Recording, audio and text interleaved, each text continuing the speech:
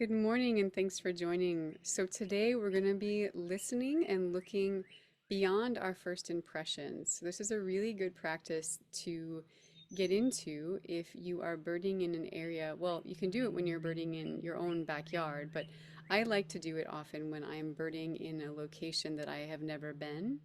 And because what happens sometimes is I'll get to the place and I'll be all excited about where I'm going to go, and I sort of tune my ears just to what's around me. And so, this practice that we're going to work on today is going to help us expand our listening and also our eyes, what we see. So, looking at the detail, the fine detail of the area that we're in, and also listening as far as we can. And at the very end of our session, I'm going to share a story of something that I noticed when I spent some time with the Bushmen in Namibia about their level of awareness. So let's jump right in. All right, so go ahead and find a comfortable place to sit, and we're going to just begin by getting grounded and centering ourselves, getting our state of being a bit more calm and quieted. So allow yourself just to feel yourself here on the earth in this day today, noticing what your experience is like right now. And again, you can do that or try to do that your best without any judgment. You know, if you're feeling, maybe you're feeling frustrated, maybe you're feeling um, sad, maybe whatever it is, maybe you're totally joyful and happy. It doesn't matter, but just let yourself just take note of your emotional state and then also your physical state. And just letting it be without any judgment.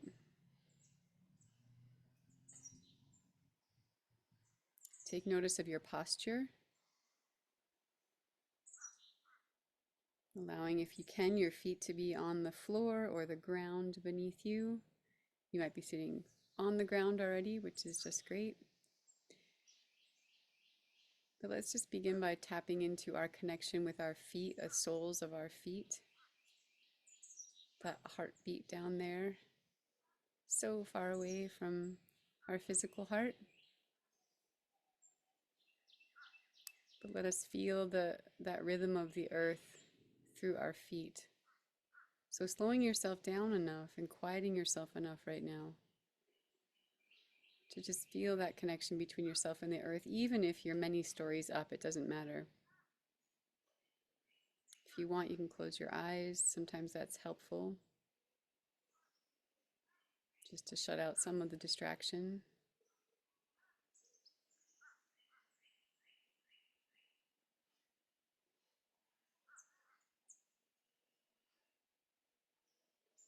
It's good. Now take a nice deep breath in, filling your lungs completely, and then let it go. Letting go of any tension you might have in your body, or just what you can. I know people often say, let go of all the tension. It's just like, I don't know if I can let go of all of it. Maybe I can. Maybe it's possible. I don't want to say it's not possible, but just what you can. Just let go of the tension that you can let go of.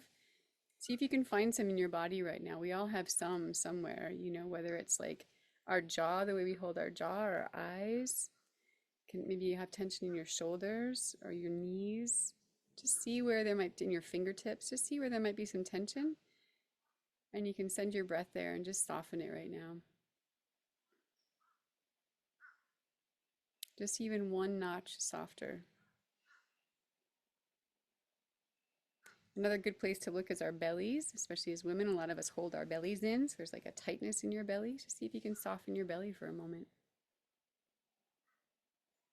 All of this is helping us to start to soften our presence, and the world around us responds to that, as many of you have experienced. So it might seem unrelated to birding, to soften your belly, but it's very related, deeply related, especially if you're someone that wants to have a deep connection with the world around you. Nice work. So now we'll go ahead and let's just take a nice little, when you take your breath in, just smell the air. with the intention of smelling it this morning. We'll start there with that scent because we won't come back to it too much, but just noticing it for this moment. What are the scents that you can pick up on right now around you? How many layers of scent are existing around you in this moment?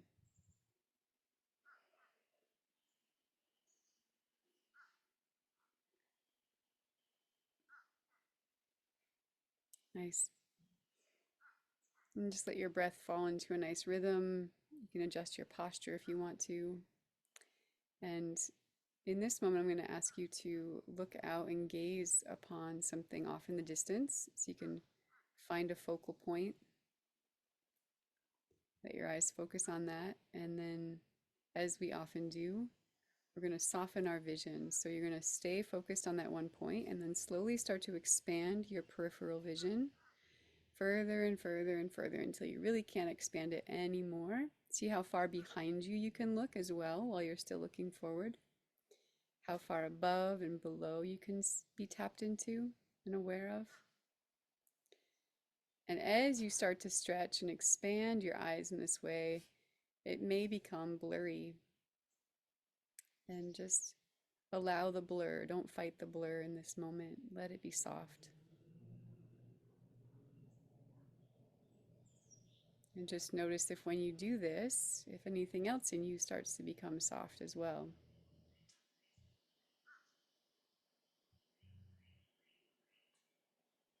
Sometimes people experience becoming more receptive or perceptive in this state.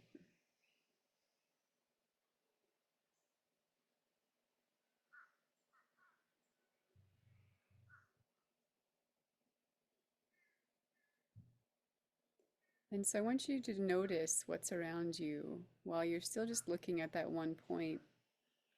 Take stock of, you can just even do it in like the big brush strokes of a painter when they first lay their brush on a canvas. Maybe they're going to paint a landscape and they might just do the outlines. So just notice the outlines that are in front of you right now while you're still staying in owl eyes in this softened vision.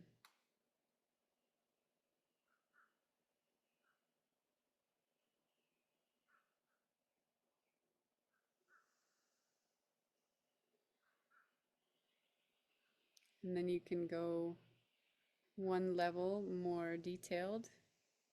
Maybe draw some lines in there, put some edges, and maybe go into the shape, into the outline a little bit more, noticing what else is revealing itself to you right now.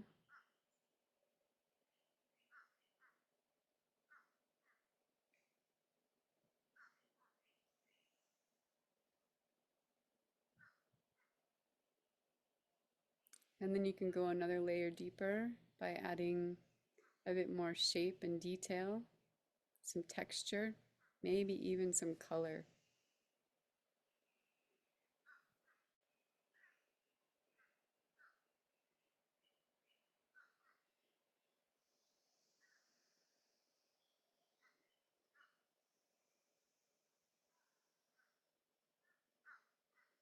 And even if you have a building on your right or left, don't forget that, noticing the details of that building.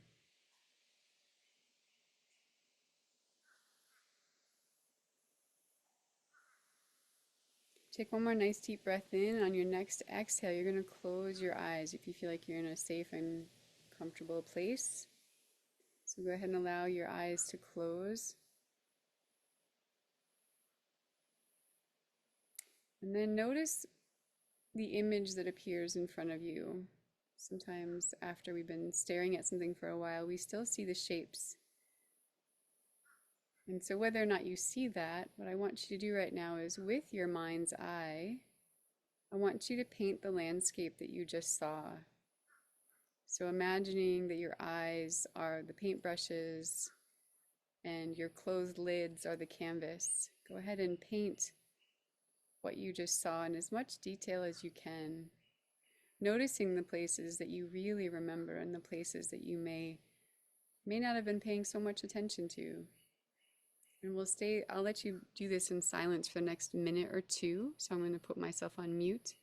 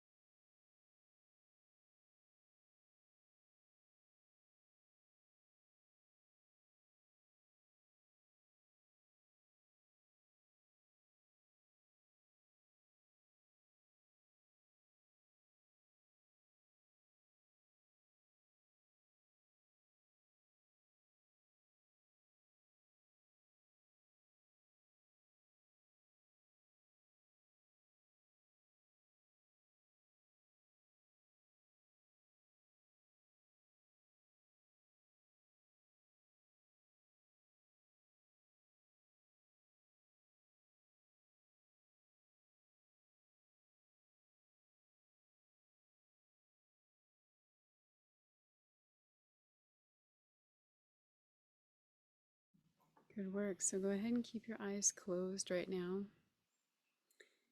And in a few minutes, I'm going to let you open your eyes and take a look to see the places that you might have missed or the places that you actually were able to paint in detail with your eyes. But for now, keep them closed. And we're going to send our attention to our ears. So we're going to begin by stretching our ears. I'm not going to say forget about the sounds that are most near, but I want you to start by going far out. So almost as far as you were looking with your eyes, maybe even farther, depending on how far away you were looking when you first started Owl Eyes. I want you to try to find the sounds that are out there off in the distance. And what I want you to imagine is kind of like an ice climber or someone who uses those pegs when they're climbing like a man-made wall, like a peg wall. You have to lay your peg or hit your ice axe into the ice first before you can pull yourself up. So what I want you to do is you're going to find a sound off in the distance, and in a sense that's your first peg. And so you're going to kind of lock that one in, lock that sound in. You're going to register that really clearly with yourself. And then you're going to move beyond that sound. So see if you can go even farther until you find the next farthest sound. And even if it's a human-made sound, that's okay. And then lock that peg in and then really register what that sound is to the best of your ability, and then see if you can stretch even further. So we're going to do this for the next few minutes, and you can go in all directions. Choose one direction to begin in, and then you can go in a 360-degree view, so, or not view, but circumference around yourself. And we'll probably stay in this for a couple of minutes in silence.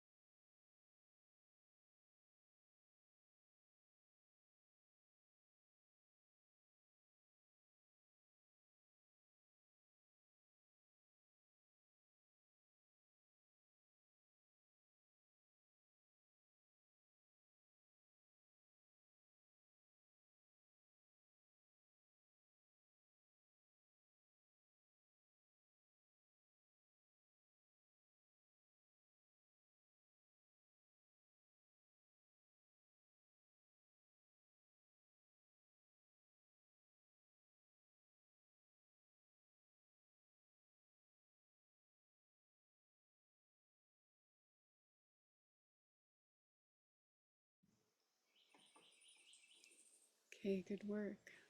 So in the next moment, go ahead and gently open your eyes and right away go into owl eyes, go into that softened vision. And I want you to remember the painting that you painted.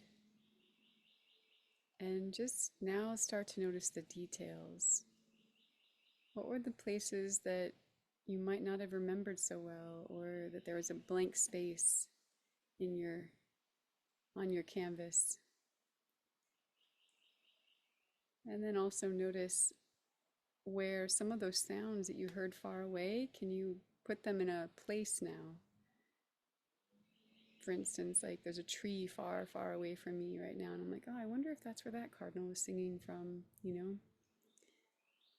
So just take a look around, but do continue to stay in owl eyes if you can for this for now. And I'll give you a good minute or so to do this, so take your time with it.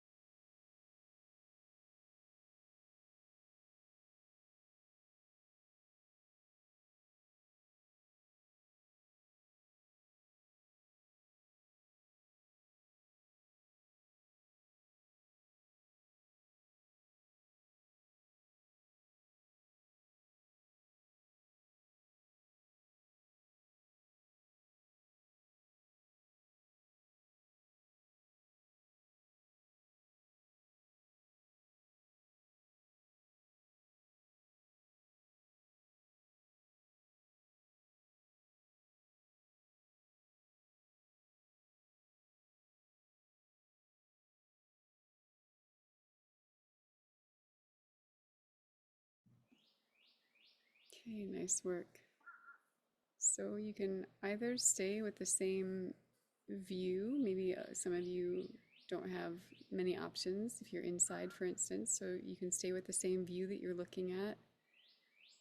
And we're going to go a layer deeper. So now you know where the outlines are, you know where some of the more specific elements of your painting are. Now really look at some of the details, like shingles on the roof, for instance, or how many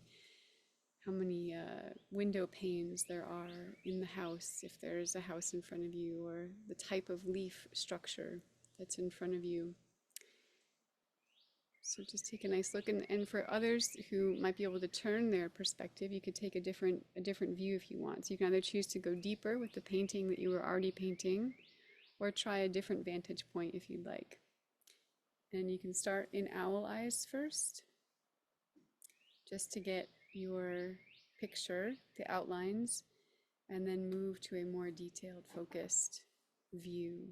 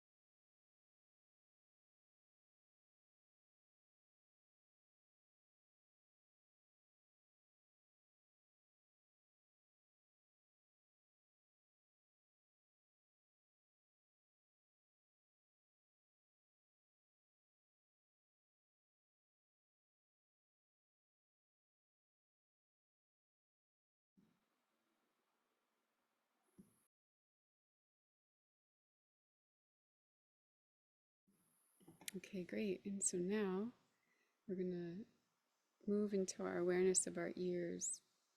So, as we did before, we're going to begin this time again with the far away sounds, but then we will move a bit closer and closer. So, let's begin first with our sounds that are far away. Find that peg hold or that notch to just grab onto first. You lock that sound in, and then let yourself go further and further beyond each time you lock a new sound in.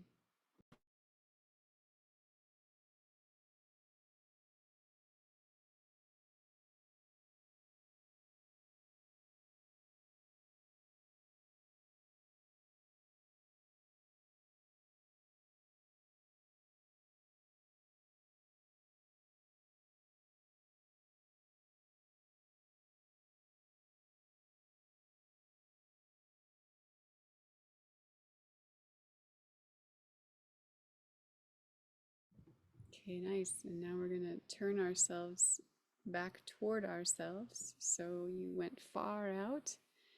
And now see if you can find those sounds that you were hearing before that were your peg holds. And come closer and closer and closer as if you're returning back down that patch of ice or down that pegboard. And allow yourself to come closer and closer and closer with the sounds, registering each one for just a moment.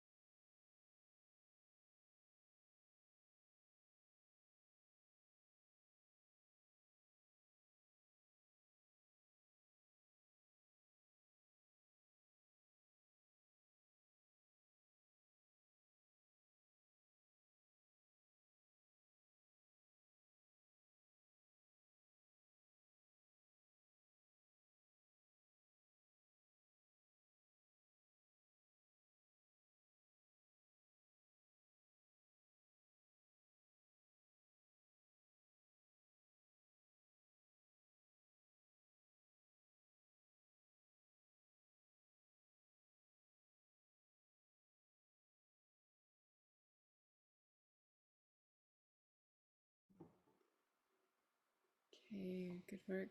So take one more deep breath in. On your exhale, you can go ahead and open your eyes and take a look at the picture you were painting.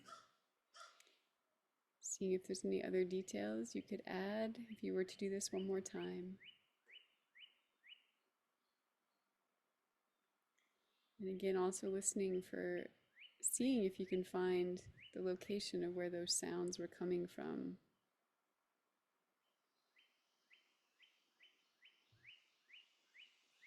Were they a part of your painting?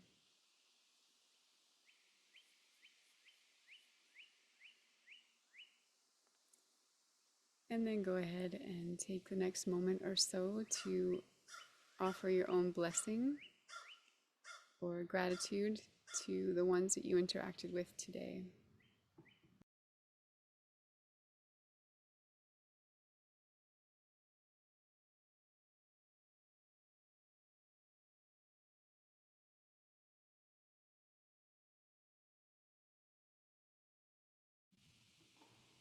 All right, good work, everybody. Thank you so much. So if anyone needs to go, they can head out. If you wanted to stay for our chat afterward, of course, you're always welcome to stay and chat. And one story I just wanted to share with you all. I'll start today. is that many years ago I was in Namibia for a little bit. It was in Botswana, Namibia, and but I got to spend some time with the Bushmen, and I was always so very impressed with their level of awareness and detail and how much they perceived. And I remember one day we took our truck. We had a Land Cruiser that my boyfriend had bought, and for our trip, we were there for about 4 months. And um, anyways, we took them out hunting because they didn't usually get to head out and go far away, and they really wanted to go far to go hunting this time because it was more game options for them. And so we took a group of the hunters out, and when our day was done, we all got back and we were getting back to their village, and we got all of our stuff out of the truck. And one of the Bushmen looked at Keith, who was my boyfriend, and he was like pointing to his head, and he's like, and Keith's like, what? And the translator who was with us asked the Bushman like what he was referring to, and he said, oh, your hat. You forgot your hat. And Keith is like, my hat. He's like, oh yeah, I guess I had a hat. And he went back in the truck and looked around and hid that and like tucked in between the seat or something like that. And what I loved is that like the Bushman remembered that Keith had a hat on. He knew that like the picture wasn't complete. But Keith didn't even remember that he had a hat on. He completely had forgotten that we started the trip with a hat, and then he didn't finish it with a hat because we were in the truck on the way back. He probably took it off to get cool or something. And yeah, and yeah, that was just one example. There were so many examples of what they saw and what they noticed. And so, but it takes practice, and having a reason to have to practice that. And being a Bushman, um, at least especially traditionally, your survival and just your daily life depended on your awareness, you know, what you saw, if you saw the snake moving in the grasses or whatever it was, if you could hear the lion call far out, and those lion calls can travel quite a distance. So yeah, so this practice is really great for us here in North America because I think sometimes we can get a little bit softer where we don't have the need to be as attentive as we could be.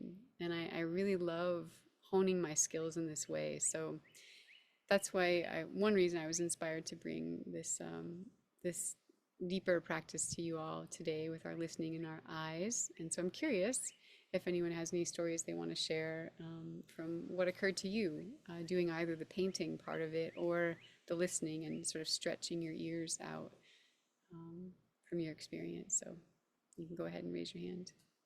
And Marisa, I turned your video off. You can turn it back on if you want to. Marisa and Kathy, because I can't see you either right now, but if you need to keep it off, that's really great too.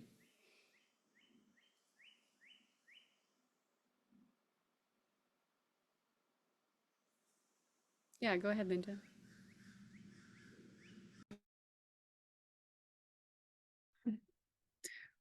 Well, one thing that I did notice with the listening, and I was going to ask you about, do you have a cardinal around you right now or close? Okay, I heard the cardinal. So I kept hearing it and I thought it couldn't possibly be here, but I looked anyway and we don't have cardinals, but Well, what's interesting, yeah, I tried to mute myself. I think I muted myself most of the times. Maybe did other people hear my cardinal? Was I not muted sometime? Oh, I wasn't muted. Maybe sometimes I get confused and I think there was one time where I thought I was muted and I wasn't. So I apologize for that. no, don't apologize. I love hearing it. It's one of my favorite birds. I grew up in Northern Illinois and I love cardinals but we don't have them here. So, And how neat that you picked up on that too. You're just oh, like, what? That's yeah, yeah, yeah, that's so yeah, cool. Well, I'm right glad it turned away. out to be a good thing. I'm sorry if it was distracting for other people. No, it wasn't. It was quiet. It was a quiet cardinal. I could hear it. When we were listening for distance, Distance, that's what yeah. I heard was the cardinal, and that was Yeah. much better than listening to an airplane. That's all. Oh, Much yeah, better. Yeah, right. yeah. Awesome. Thanks, Linda. Sure. Thank you. Go for it, Anne. I'm looking out over farm fields and the farmers planted over the last weekend. So they'll disturb clumps of grass or branches along the edge of the woods and stuff. And that's where I'm so used to looking at certain things that you're glancing like, oh, is that something new over there? Is that a deer? And that was the change because I'm used to seeing this, but here this bush will have been disturbed because it was in the way of the tractors, or there were clumps of grass that they have now plowed over and they aren't there anymore. And so you do notice, when you're looking out here all the time or something new and you're like, oh, what's that? No, it'll be a deer. It's when we get used to something and we notice the difference. It made me think of your guys in Namibia. Um, Maybe there's a rock and there's a new rock next to the rock. Oh, that's not a rock, that's an animal. So just not getting too comfortable, but always curious. I like that. I like that. Yeah, always curious. That's a good way to approach it. Yeah. And aware. I think like the curiosity and the awareness, yeah, tied together. Thanks, Anne. There's that cardinal, Linda. Yeah. Awesome. Anyone else want to share a story from this morning or an experience? I just have a small one. Sorry, I don't have video. It's disabled for some reason. Um, I'm in a different location, so I'm hearing different birds than I'm used to. So that's kind of cool. So it's gonna, there we Yeah, go. oh, there I am. Yay. Yes. So That's my great. So view is you're quite different right now. I got this view, uh-huh. Uh-huh. which Yeah, is yeah. the ocean. So I'm seeing Wow. seabirds, which Oh I'm not used to. I don't know why it's so anyway, yeah. So I'm seeing seabirds and yeah. hearing seabirds. So it was different. So Yeah. that's me. That's awesome. Thanks, Marisa.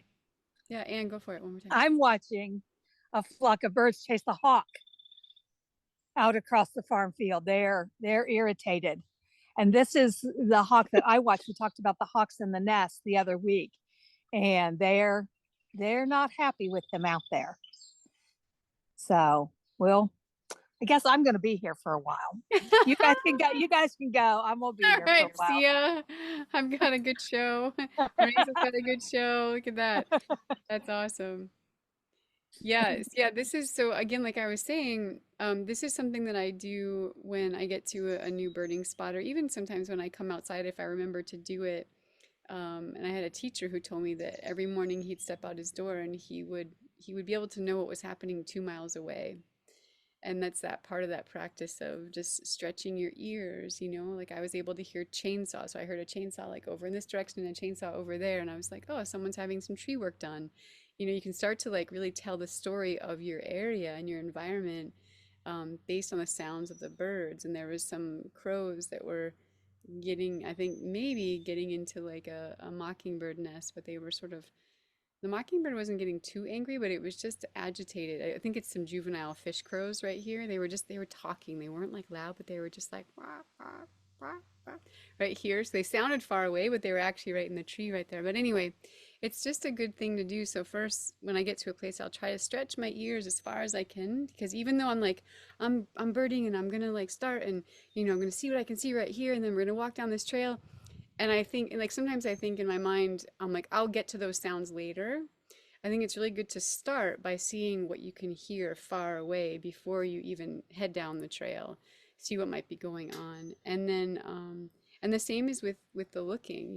Like how well are we really perceiving and picking up on what's around us? And it can be a lot to take in sometimes. If you're just at your home, or even like Marie says in a new space right now, but you're just in that one place. But it's like if you go to the grocery store and you go to here and the bookstore and the this and that and the whatever, you know, it can be a lot when you're changing locations all the time to try to be that attentive to detail, but just see what'll happen, you know, if you start to just ask yourself to look at even just a couple more details. Maybe it's like every time you walk through a door, you notice the color of the door, or every time you walk by a person, you notice the color of their hair, or something, that you pick up on one more detail more than you were before. So all right, everybody. I hope you have a really beautiful week, and it was so good to see you all. And yeah, we'll do this next time.